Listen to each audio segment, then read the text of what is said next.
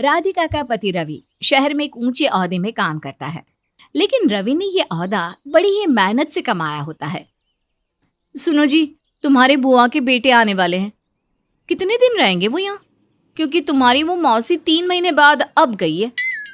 हाँ, वो किशन आ रहा है ना, उसकी नौकरी मैंने अपने ही ऑफिस में लगा दी थी।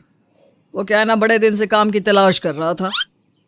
हाँ वो तो कोई नहीं, पर माँ जी ने कहा था कि मैं तुम्हें बोल दूं कि तुम किशन भैया को पहले से ही बोल देना कि वो 2-4 दिनों में अपना घर देख ले। माँ जी बता रही थी कि पहली बार जब वो हमारी शादी के लिए आए थे तो 2 साल रह कर गए थे। हाँ हाँ, पर उस वक्त की बात अलग थी। कोई ना, मैं बोल दूंगा। राधिका के घर रवि की बुआ का बेटा आ जाता है और फिर, अरे राधिका, ये देखो मैंने तुम्हारे लिए क्या लाया हूँ। ओ कितना प्यारा सूट है भैया। क्या बात है किशन, भाई के लिए भी कुछ लेता आता। हाँ हाँ, क्यों नहीं, पर भाभी को खुश रखना जरूरी है। चलो मैं नीचे जा रहा हूँ, सब्जी तरकारी कुछ लाना है तो बता दो। हाँ वो आलू खत्म हो रहे हैं तो, लेकिन आपको पता है कहाँ मिलेंगे? हाँ हाँ, क्यों नहीं, मैं तो इस एरिया में 2 साल रह चुका हूँ, एक एक दुकान वाला जानता है मुझे। बस रवि जल्दी से कुछ पैसे दे दे आलू लाने के लिए। वो क्या है ना, देर हो गई तो वो कल्लू की दुकान बंद हो जाएगी। राधिका को बड़ा गुस्सा आता है कि 1 किलो आलू के पैसे भी रवि से लेगा। अगले रोज, राधिका, राधिका रेडी हो गई? चलो तुम्हें ऑफिस छोड़ते हुए मैं भी चला जाऊंगा। क्या बात है, मियाँ बीवी दोनों साथ साथ। हाँ यार, महानगर की जिंदगी पता ही है ना, 2 पहिया है, दोनों मियाँ बीवी बैठ कर निकल जाती है। राधिका जैसे तैसे निकल कर आती है। सुनो, आज तुम जाओ, मैं अकेले चली जाऊंगी। वो क्या है ना, भैया का नाश्ता भी तो बनाना है, वक्त लग जाएगा और तुमको देर ना हो जाए। ये हुई ना बात। वो क्या है ना, मैं भी बस से जाता हूँ तो बहुत परेशान हो जाता हूँ। अब रवि और मेरा ऑफिस एक ही है तो साथ ही निकल जाएंगे। हाँ पर वो तो मैं जाती हूँ रोज, आज थोड़ा वक्त हो रहा था तो खैर। राधिका उस रोज अकेली बस के धक्के खाते हुए ऑफिस जाती है और वापसी के वक्त, राधिका, वो क्या है ना, किशन मेरे साथ है, तो तुम बस से ही घर चली जाना ना। अरे लेकिन आज मैं बहुत थक गई हूँ तो खाना। अरे हाँ हाँ, चिंता ना करो, खाना बाहर खा लेंगे बस। ऐसा पहले भी होता था, जब राधिका थक जाती थी तो रवि और वो बाहर खाना खा लिया करते थे, लेकिन अब तो किशन भी है तो होटल में। तो क्या खाना है मैडम? अरे तुम भी कैसी बात कर रहे हो, जो हमेशा खाते हैं, तड़का दाल और तंदूरी रोटी। बजट फ्रेंडली क्यों? अभी बुलाता हूँ वेटर को। रवि वेटर को बुलाता है। जी सर, क्या लेंगे, क्या लगा दूं?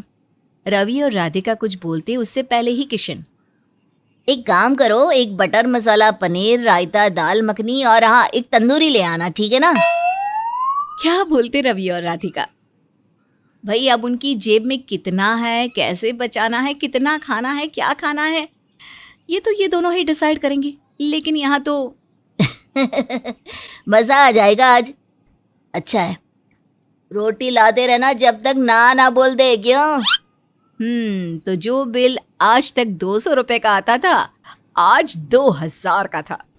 राधिका सोचती है इससे अच्छा था कि घर में खिचड़ी ही बना लेती, लेकिन अब तो गए वो दिन कि दिहाड़ी खाने में घर में राधिका। यार ये सूट पहनकर सोने की आदत नहीं है, मैक्सी पहन नहीं सकती भैया के कारण। अरे कमरे में पहन लो ना, सुबह बदल लेना बाहर जाने से पहले। रहने दो, इतनी हिम्मत नहीं बची है, पहले ही थक चुकी हूँ। रात कुछ पहनूं, सुबह कुछ पहनूं। अगले रोज फिर वही हाल। किशन की डाइट रवि और राधिका को मिलाकर 2 गुनी थी। राधिका सुबह का नाश्ता बनाती, लंच बनाती, वो तो थक जाती है और फिर, राधिका चलो, ऑफिस के लिए देर हो रही है। भाई राधिका जाएगी तो मैं कैसे जाऊंगा? राधिका जो खाना नाश्ता बनाकर थक चुकी थी, वो कैसे रवि के साथ जाती, मना कर देती है। अब तो ऐश से किशन जाता हर रोज और राधिका लटक लटक कर बस से जाती। लेकिन 4 दिन बाद, देखिए आप प्लीज किशन भैया से बात कर लीजिए कि वो घर ले ले, अब मैं नहीं कर पाऊंगी। हाँ मैंने बात तो की थी, लेकिन वो कह रहा था कि सैलरी आ जाए तो वो चला जाएगा। राधिका को भी लगता है कि चलो पैसे नहीं होंगे, तभी तो आलू तक के पैसे मांगता है। वो मान जाती है। अगले दिन राधिका की सास का फोन आता है। क्या बात है राधिका, किशन गया कि नहीं? माँ, उनके पास पैसे नहीं है, तो हो सकता है। सास तो समझ रही थी कि उनके रिश्तेदार कैसे कैसे हैं, बस एक बार घर में घुसने की देर है। देख बेटा, तू ना रवि के पीछे लग जाना कि इसे दूसरा घर दिला दे, नहीं तो सालों साल ये यहीं रहेगा। राधिका को समझ में नहीं आता कि सास आखिर ऐसा क्यों बोल रही हैं। अभी कुछ ही दिन बीते थे कि अरे राधिका, वो चाचा जी का बेटा है ना सुरेश, वो भी आ रहा है। उसे भी काम की तलाश थी तो। इस बार राधिका को गुस्सा आ जाता है। क्या मजाक है ये? रोज रोज कोई ना कोई शहर सेटल होने आ रहा है, लेकिन मेरी नौकरी का क्या? हमारा घर भी हम दोनों के काम से ही चल रहा है। चल रहा है नहीं, चल रहा था। देखो, सपोर्ट तो करना होगा ना, वरना कैसे चलेगा। क्या करती राधिका? बेचारी सारे लोगों का खाना बनाती, सबके कपड़े धोती, सबके बर्तन धोती और फिर ऑफिस पे जाती। कोई समझे ना समझे, लेकिन राधिका की सास भली भांति समझती कि उसकी बहू के साथ भी वही हो रहा है जो उसके पति और ससुराल वालों ने उसके साथ किया।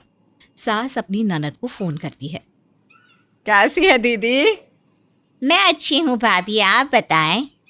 दीदी, वो किशन रवि के पास है। अब आप जानती है ना कि राधिका भी नौकरी वाली है। किशन और भैया के बेटे के कारण वो नौकरी पर ध्यान भी नहीं दे पा रही, तो घर संभालने के लिए किशन की बीवी को आप ना शहर भेज दे।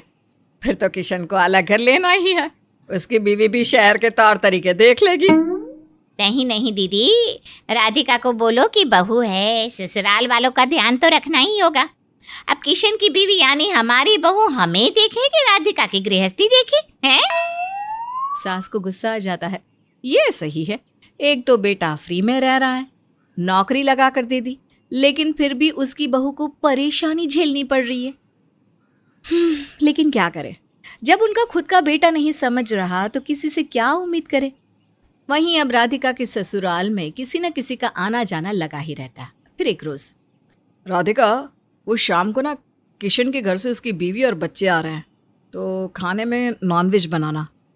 हाँ राधिका, वो क्या है ना, माँ बेचारी नॉनवेज खाने को नहीं देती, तो बोल रही थी कि भाभी को ही बोल देना तेरी कि चिकन बना ले।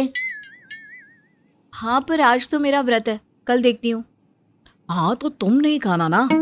बेचारी का मन भी था कि वो नॉनवेज खाए, क्या करूं मैं। रवि राधिका को आंख दिखाता है। राधिका भी क्या करती, वो भी सोच लेती है कि ये उसी के घर में रहकर तानाशाही वाला खेल नहीं चलेगा। वहीं शाम को, ओहो दीदी, कैसी हो? बड़े दिन से मन था कि शहर आऊं।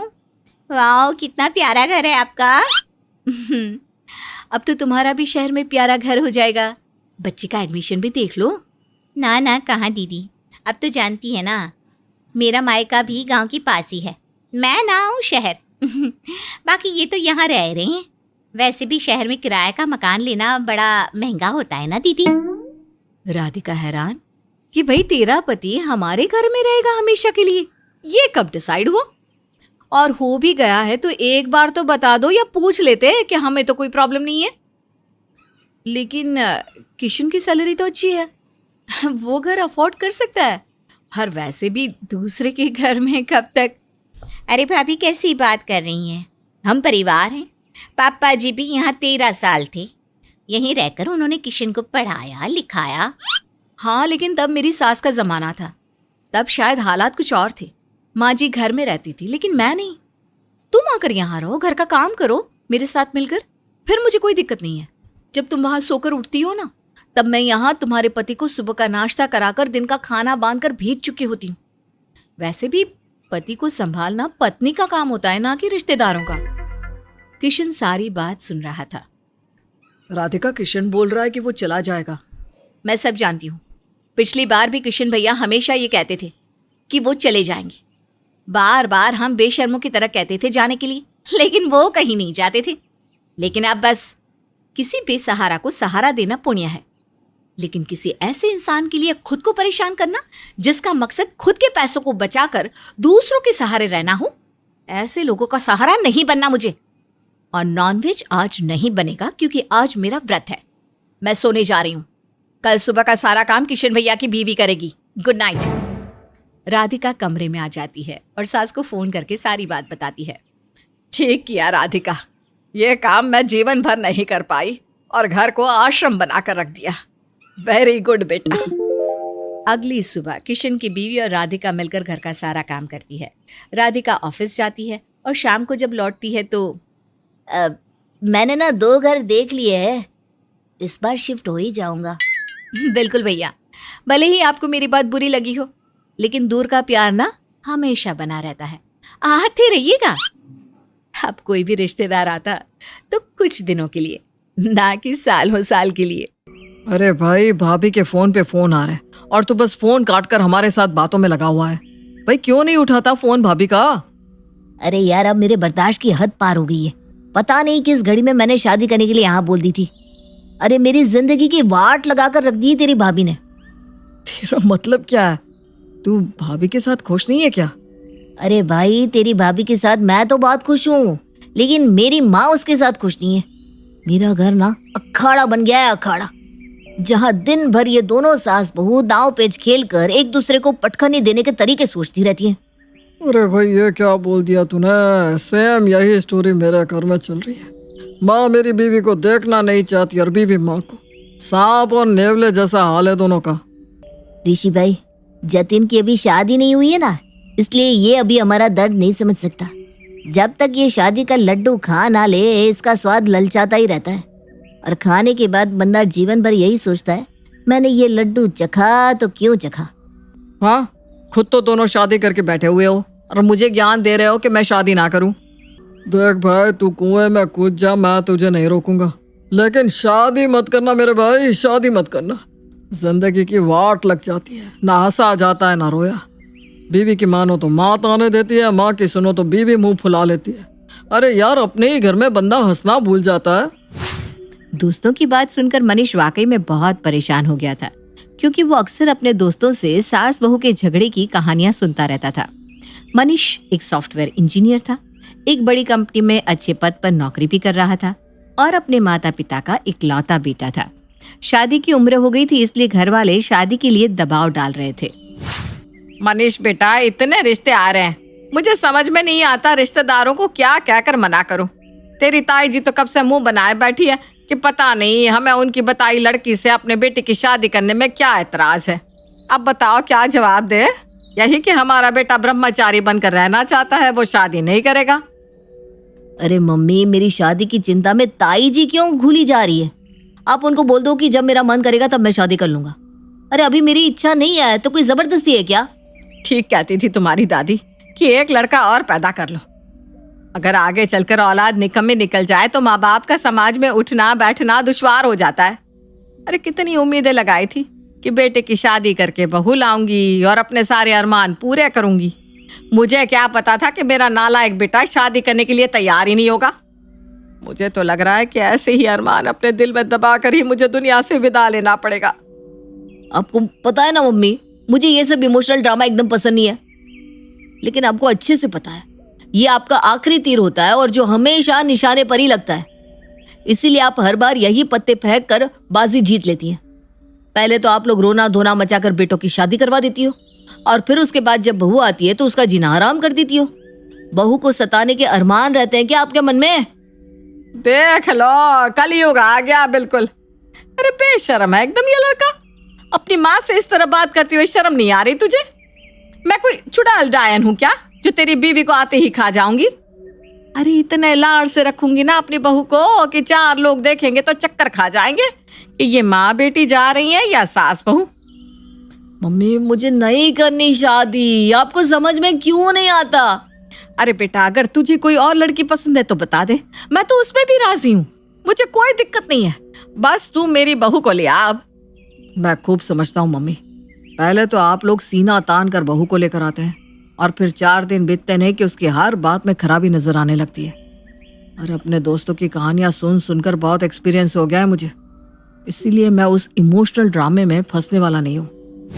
मनीष अपनी शादी को टालने की जितनी कोशिश कर रहा था, उसकी माँ उतनी ही शिद्दत से उसके पीछे पड़ी हुई थी। लगता है मम्मी ऐसे नहीं मानने वाली। मुझे इस प्रॉब्लम का कुछ परमानेंट सॉल्यूशन ढूंढना ही पड़ेगा। क्यों ना मैं एक ऐसा रोबोट बनाऊं जिसे देखकर माँ की बहू वाली कमी भी पूरी हो जाए और मुझे भी इस शादी के झमेले में फंसना ना पड़े। और सबसे बड़ी बात, रोबोट होगा तो उसकी प्रोग्रामिंग मैं अपने हिसाब से कर सकता हूँ। मैं अपने रोबोट की प्रोग्रामिंग ही ऐसी करूँगा कि उसमें सास बहू की लड़ाई वाला कोई प्रोग्राम ही नहीं होगा, इसलिए लड़ाई होने का सवाल ही पैदा नहीं होता। मनीष को अपनी प्रॉब्लम का सॉल्यूशन तो मिल गया था, लेकिन एक बहू जैसा रोबोट बनाना इतना आसान काम नहीं है। महीनों की मशक्कत के बाद आखिर मनीष एक रोबोट बनाने में कामयाब हो जाता है और उसे लेकर अपनी माँ के पास जाता है। मम्मी, आप कहती थी ना अगर मुझे कोई लड़की पसंद है तो मैं उसे ले आऊं, अब आपको उससे कोई दिक्कत नहीं होगी तो ठीक है, आज मैं आपको उस लड़की से मिलवाने वाला हूँ जिससे मैं प्यार करता हूँ। सच में बेटा? अरे काली गोरी छोटी मोटी जैसी भी होगी ना, मुझे सब पसंद है। बस बेटा तू शादी कर ले। मम्मी, आप नाराज मत होना, लेकिन मैंने और कीर्ति ने पहले ही मंदिर में शादी कर ली है। आज से कीर्ति आपकी बहू है। अरे बेटा, ऐसे घर से भागकर शादी करने की क्या जरूरत थी? मैं तो कब से तेरे पीछे पड़ी हूँ कि तू शादी कर ले। तू एक बार कह कर तो देखता बेटा, मैं तो खुशी खुशी तेरी शादी तेरी ही पसंद की लड़की से करवा देती। चल कोई बात नहीं, अब जब तूने शादी कर ही ली है तो कोई कुछ नहीं कर सकता। अरे तू बहू को लेकर अंदर तो आ, उसे बाहर क्यों खड़ा कर रखा है? मैं आरती की थाली लेकर आती हूँ। शशि आरती की थाली लेकर आती है और अपनी बहू कीर्ति का कुमकुम लगाकर स्वागत करती है और बड़े ही प्यार से उसे घर के अंदर लेकर जाती है। ऐसे तो कोई तू होर की परी भी नहीं है। ऐसे कैसे तुझ पे इतना लट्टू हो गया कि मंदिर में शादी करके तुझे घर ले आया? आपने बिल्कुल ठीक कहा मम्मी जी, मैं कोई हुर की परी नहीं हूँ, मैं तो कीर्ति हूँ। हाइट 5 फुट 2 इंच, रंग गेहुआ। और हाँ, मैं मनीष जितनी खूबसूरत भी नहीं हूँ, लेकिन फिर भी मनीष ने मुझसे शादी कर ली। अरे बड़ी खुशी खुशी अपने मुंह से अपनी बुराई कर रही है। किस मिट्टी की बनी है ये लड़की? अब तो बहू बनकर तो आ गई है, लेकिन ये बता घर के काम करने आते हैं या नहीं? मैं सब काम कर दूंगी। आप दिन को अगर रात कहेंगी तो मैं रात कह दूंगी मम्मी जी। हैं? इसे तो मेरी कोई बात बुरी ही नहीं लग रही। लगता है अच्छे से सिखा पढ़ा कर लाया है मनीष। कोई बात नहीं, मैंने भी इसे इसके असली रूप में ना ला दिया तो कहना। अगले दिन, अच्छा कीर्ति बेटा, ऐसा करना, पहले पूरे घर की सफाई कर दे, उसके बाद नाश्ता बना देना। और हाँ, टेरेस और सीढ़ियाँ भी ना रगड़ रगड़ कर साफ करनी है। ठीक है, सब हो जाएगा मम्मी जी। थोड़ी देर बाद, सब काम हो गया है, और कोई काम हो तो बता दीजिए ना मम्मी जी। क्या तूने सब काम कर भी दिया? अरे कोई भूत वूत है क्या तू? इतना बड़ा 2 मंजिला घर तूने 15 मिनट में साफ कर दिया? मैंने सब काम कर दिया है। आपको यकीन ना हो तो आप जाकर चेक कर लीजिए, सब कुछ बिल्कुल चकाचक हो गया है मम्मी जी। मैंने तुझे कहा था ना कि सफाई हो जाए तो नाश्ता बना लेना। यहाँ खड़े होकर मेरा दिमाग क्यों चाट रही है? फिर जा जाकर नाश्ता बना, मुझे जोर की भूख लग रही है। नाश्ते में क्या बनाना है ये तो आपने बताया ही नहीं मम्मी जी। अरे जो तुझे आता है वो बना ले। पूछ तो ऐसे रही है जैसे 56 भोग बनाने आते हैं तुझे। 56 नहीं, 105 तरह के बनाने आते हैं मम्मी जी। क्या? 105 तरह के? अरे किसी होटल से भागी हुई शेफ है क्या तू? 105 तरह के? मुझे तो लग रहा है कि कोई होटल का शेफ भी बनाना नहीं जानता होगा। आपने बताया नहीं आप नाश्ते में क्या खाएंगी मम्मी जी। अरे बेटा, काम ना करके सास को परेशान करने वाली तो मैंने बहुत सी बहुएं देखी हैं। तू पहली बहू है जो काम कर करके मुझे परेशान कर रही है। अरे कुछ भी बना ला बेटा, मुझे तो घबराहट सी हो रही है तेरे तेवर देखकर। ठीक है, जैसा आप कहें मम्मी जी। हे भगवान, ये बहू है या उल्टे पैर वाली भूतनी? काम का नाम लेते ही काम निपटाकर फिर मेरे सामने आकर खड़ी हो जाती है। अरे ऐसी कौन सी बहू होती है? कुछ देर बाद, आपके लिए नाश्ता बनकर तैयार हो गया है मम्मी जी। मनीष ने कहा था आपको आलू के पराठे, पनीर के पकौड़े और इडली सांभर बहुत पसंद है, इसलिए मैंने आपके लिए सब कुछ बना दिया है मम्मी जी। क्या कहा? सब कुछ बना लाई तू एक साथ? जी मम्मी जी, अब क्या करना है बताइए मम्मी जी। देख बेटा, अब तू जाकर अपने कमरे में बैठ जा। तू ऐसे सर पर खड़ी रहेगी ना तो मुझसे खाया भी नहीं जाएगा। मम्मी जी कहकर दिमाग हिलाकर रख दिया इसने मेरा। ठीक है, जैसा आप कहें मम्मी जी। धीरे धीरे दिन बीतते जा रहे थे। शशि चाहे बहू कीर्ति को जितना भी काम बता दे, उसके माथे पर जरा सी भी शिकन ना आती। जिन बातों पर अक्सर घरों में महाभारत छिड़ जाया करती है, उन बातों को भी कीर्ति मुस्कुराकर सुन लेती और अपने काम में लगी रहती। एक दिन, और बताओ मम्मी, क्या हो रहा है? आपकी बहू आपके साथ अच्छे से तो रहती है ना? क्या बात है, आप खुश नहीं लग रही हैं? पहले कहती थी शादी कर ले तो मुझे खुशी मिलेगी।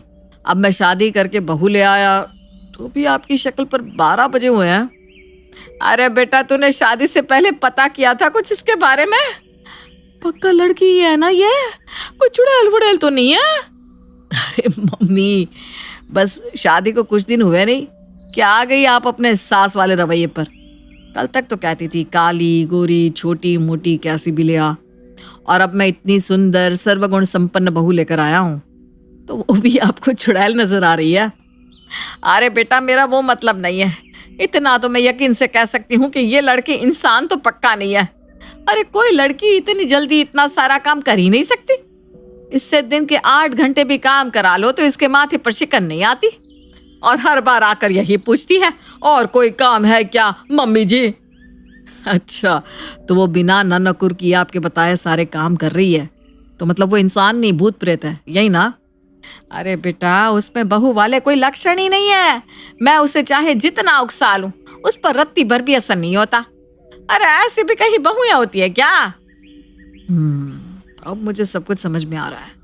मतलब यह है कि आपके अंदर की माँ बहू को प्यार करते करते थक गई है, इसलिए अब आपके अंदर की सास बाहर आना चाहती हैं। चूंकि कीर्ति आपको सास बनने का और घर में कलेश करने का मौका नहीं दे रही, तो आपकी ईगो हर्ट हो रही है। सही कहा ना? राम राम राम, देखो तो क्या जमाना आ गया है। आजकल के बेटे तो माँ को ही गलत ठहराने पर तुले हैं। अरे बेटा, अभी शादी को चंद दिन हुए हैं और तूने अपने सुर बदल लिए। अब चाहती क्या हो माँ? अगर बहू काम करने से इनकार कर दे तो आप कहेंगी बहू कामचोर है। अगर वो कहती है मैं काम करके थक गई, तो आप कहती जरा सा काम करके थक जाती है, बहू के अंदर जरा सा भी दम नहीं है। अब वो बेचारी भाग भाग कर आपका हुक्म बजा रही है, तो आप करिए कि वो इंसान नहीं है। अरे माँ, आपको तो सासों की कम्युनिटी का सरदार होना चाहिए। मतलब आपके अंदर तो सही और अच्छे गुणों को भी अवगुण बनाने की विशेष कला दी है भगवान ने। अरे लेकिन बेटा, रहने दो माँ। आपको नहीं लगता कि आपको उसकी तारीफ करनी चाहिए थी कि आपके कहने से पहले वो आपकी पसंद के तरह तरह के पकवान बनाकर टेबल पर सजा देती है, आपका घर शीशे की तरह चमका कर रखती है, आपकी हाँ में हाँ मिलाती है? बात तो तेरी सही है बेटा, शायद मैं कुछ ज्यादा ही सोच रही थी। अच्छा ठीक है, तू जाकर अपने कमरे में आराम कर ले। हे भगवान, आज तो मैंने सब संभाल लिया, लेकिन लगता है कीर्ति की आउटपुट स्पीड कम करनी पड़ेगी। अगर वो इसी स्पीड से काम करेगी तो आज नहीं तो कल मम्मी को उस पर शक हो जाएगा। मनीष कमरे में जाकर कीर्ति की आउटपुट स्पीड को थोड़ा कम कर देता है ताकि उसकी स्पीड ह्यूमन स्पीड से मैच करने लगे। अगले दिन, बेटा, ये कॉलोनी में जो किटी होती है ना, उसका एनुअल सेलिब्रेशन है, तेरे लिए इनविटेशन आया है। एक्चुअल में हमारी सोसाइटी में सास की किट्टी अलग होती है और बहू की अलग। अब तू भी आ गई है तो तू भी ज्वाइन कर ले बहुओं वाला ग्रुप। ठीक है मम्मी जी, किटी पार्टी में। अरे यार, मेरी सास ने तो मेरा जीवन दुश्वार करके रख दिया है। मैं उनके लिए चाहे जितना भी कर लूं, उनको कभी संतोष नहीं होता। अब तो मैंने भी जवाब देना सीख लिया है। आखिर कोई कब तक बर्दाश्त करे। बिल्कुल ठीक कह रही हो तुम सोनल। मेरी सास को भी ना बहुत शौक था मुझसे काम करवाने का। शुरू में तो मैं दिन भर काम में लगी रहती थी, कभी सफाई करती, कभी उनकी पसंद का खाना बनाती। लेकिन क्या बताऊं, मेरी सास का मुंह टेढ़ा ही रहता। फिर तो मैंने सीख लिया, एक कान से बातें सुनकर दूसरे कान से कैसे निकाली जाती है। अरे यार, हमारी शादियों को तो सालों बीत गए हैं और हम पके चावल होकर ढीठ बन चुके हैं। नई शादी तो कीर्ति की हुई है, इसके घर में जरूर रोज नए नए धमाके हो रहे होंगे। मेरे घर में तो अभी तक कोई धमाका नहीं हुआ। मतलब तुम्हारी इतने महीनों की शादी में अभी तक तुम्हारी सास के साथ कोई लड़ाई झगड़ा या बहस नहीं हुई? नहीं, बहस क्यों होगी? सास की हर बात खुशी खुशी माननी चाहिए। अरे क्यों माननी है भाई सास की हर बात? सास कोई भगवान थोड़ी ना है भाई। क्यों हमारे जैसी बहुओं का जीना मुश्किल करना चाहती हो तुम? सीधी सी बात सुनो, सास अगर ज्यादा बोले ना तो बहू को सास की बोलती बंद कर देनी चाहिए। अरे कोई जरूरत नहीं है सास की जी हजूरी करने की। 2 बार जवाब दे दोगी ना तो सास अपने आप लाइन पर आ जाएगी। किट्टी पार्टी में होती बातें धीरे धीरे कीर्ति की मेमोरी में फीड होती जा रही थी। कुछ देर बाद पार्टी खत्म हो गई थी, लेकिन पार्टी में सुनी बातों के कारण हमारी आदर्श रोबोट बहू कीर्ति का डेटा करप्ट हो गया था। अब वो अपने फीड डेटा और पार्टी में सेव्ड डेटा को एनालिसिस करके सवालों के नए जवाब ढूंढ रही थी। अगले दिन, कीर्ति सुबह के 6 बज रहे हैं, तो अभी तक उठी नहीं? अरे भाई आओ, आकर चाय बना दो, या आज ऐसे ही बैठे रहे हम? 1 कप चाय बनाने से हाथों में दर्द नहीं होता, रसोई में जाकर खुद बना लीजिए मम्मी जी। क्या कहा? मुझे उल्टा जवाब दिया तूने? तेरी इतनी हिम्मत? मैं तो 9 बजे से पहले उठने वाली नहीं हूँ। जिसको जो बिगाड़ना हो बिगाड़ लेना। ए मनीष, मनीष देख रहे तू अपनी बीवी के रंग? बस 4 दिन की चांदनी थी, आ गई ना अपनी औकात पर। ये बहुत जी मम्मी जी कहकर मेरे आगे पीछे घूमती रहती थी, और आज मैंने जरा सी 1 कप चाय क्या मांग ली, सीधा बदतमीजी पर उतर आई। ये क्या बोल रही हो मम्मी? ऐसा तो हो ही नहीं सकता। कीर्ति आपसे ऊंची आवाज में बात कर जाए, ये पॉसिबल ही नहीं है। अच्छा, मैं झूठ बोल रही हूँ क्या? अच्छा मम्मी आप जाओ, मैं इसे समझाता हूँ। शशि के जाने के बाद, ऐसा कैसे हो सकता है? मैंने तो इसकी प्रोग्रामिंग ही ऐसी कर रखी है कि ये झगड़ा कर ही नहीं सकती। फिर इसे क्या हो गया? मनीष कीर्ति की मेमोरी को रिफ्रेश करके थोड़ी देर में बाहर आ जाता है। अरे ये क्या कपड़े पहन रखे हैं? आज से तुझे रोज बस साड़ी ही पहननी है। अच्छे घर की बहुएं ऐसे कपड़े पहनती है क्या? और सुबह जल्दी उठने की आदत डाल ले। सुबह जल्दी उठकर मंदिर में दीपक जलाने के बाद ही घर में कोई भी काम करना। मेरा मन जो करेगा मैं वो पहनूंगी। आपको साड़ी ज्यादा पसंद है तो आप पहनो, मुझे ये सब बताने की जरूरत मत करना। मैं कुछ कह नहीं रही हूँ तो क्या आप बोलती चली जाएंगी? अरे थक गई हूँ आपकी बातें सुन सुनकर। कभी कहती हो खाना बनाओ, कभी चाय बनाओ, कभी साड़ी पहनो, कभी जल्दी उठो। बहुत बोल लिया आपने, अब बस। कीर्ति ये क्या कर रही हो तुम? ये कैसी बात कर रही हो? चलो अंदर। तू चुप रहे मम्मी की चमगादड़, बोलना मत, नहीं तो मुझसे बुरा कोई नहीं होगा। कीर्ति की बात सुनकर बेचारा मनीष गहरे सदमे में पहुंच गया था, और उसे समझ में आ गया था कि सास बहू का रिश्ता ऐसा है कि उसके सामने इंसान तो क्या, रोबोट भी अपनी प्रोग्रामिंग भूल सकता है।